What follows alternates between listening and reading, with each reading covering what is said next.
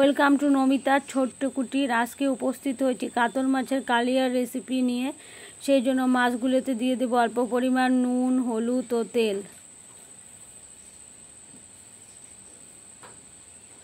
সমস্ত কিছু মিশিয়ে নিয়ে প্রতিটি মাছের পিস আমি ভালোভাবে মেখে নেব এবং এরপর 10 মিনিট রেখে দেব।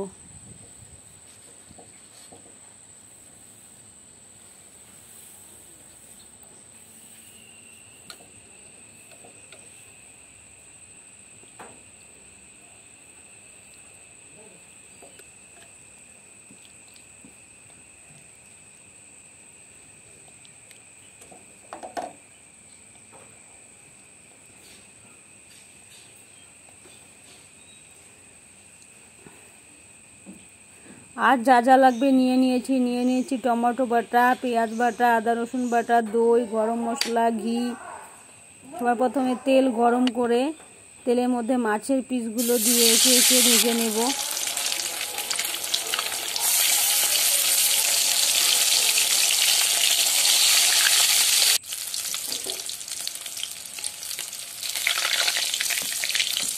এক পাশ ভাজা হলে উল্টে দেব, অপর পাশ ভেজে নেব এবং এভাবে উল্টে পাল্টে লালচে করে ভেজে নেব।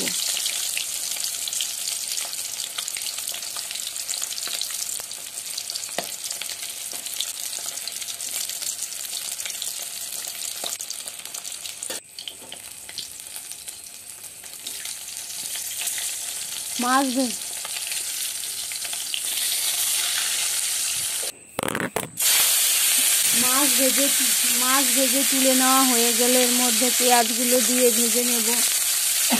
পেঁয়াজগুলো দিয়ে লালচে করে ভেজে নিয়ে তুলে রাখবো।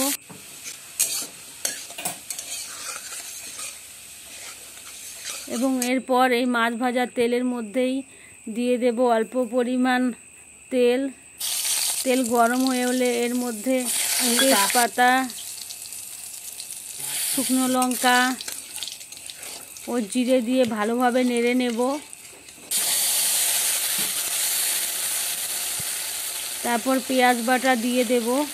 পেঁয়াজ বাটা দিয়ে ভালোভাবে কষাতে থাকবো। পেঁয়াজ বাটা থেকে তেল ছাড়া অবধি পেঁয়াজ বাটা কষিয়ে নিতে হবে।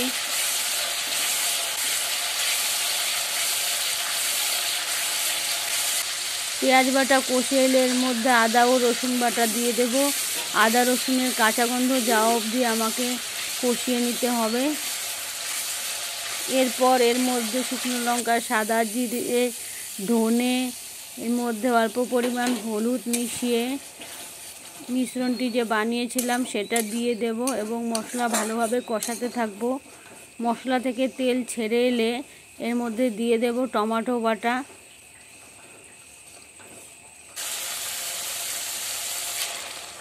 এবং দিয়ে দেব প্রয়োজন মতো নুন।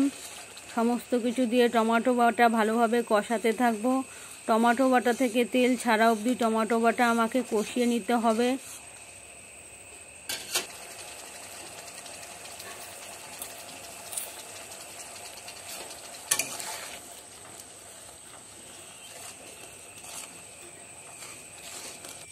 টমেটো বাটা ভালোভাবে কষিয়ে নিয়েছি। এখন এর মধ্যে দিয়ে দেব দই। লো ফ্লেমে দই আমাকে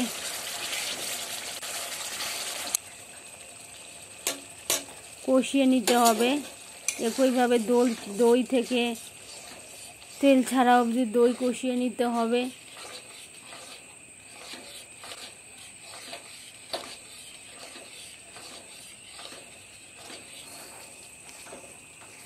দই আমি ভালোভাবে কষিয়ে নিয়েছি। এখন দিয়ে দেব পরিমাণ মতন জল।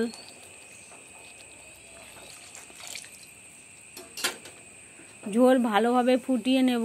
ঝোল ফুটে হলে একে একে মাছের পিসগুলো দিয়ে দেব এবং মাছের পিসের ওপর পেঁয়াজগুলো যে ভেজে রেখেছিলাম ওগুলো দিয়ে দেব।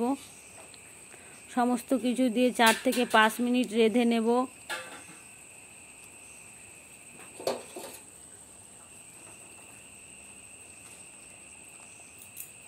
চার থেকে 5 মিনিট রেঁধে নেওয়ার পর এর মধ্যে দিয়ে দেব 1 চা চামচ পরিমাণের ঘি ও গরম মশলা।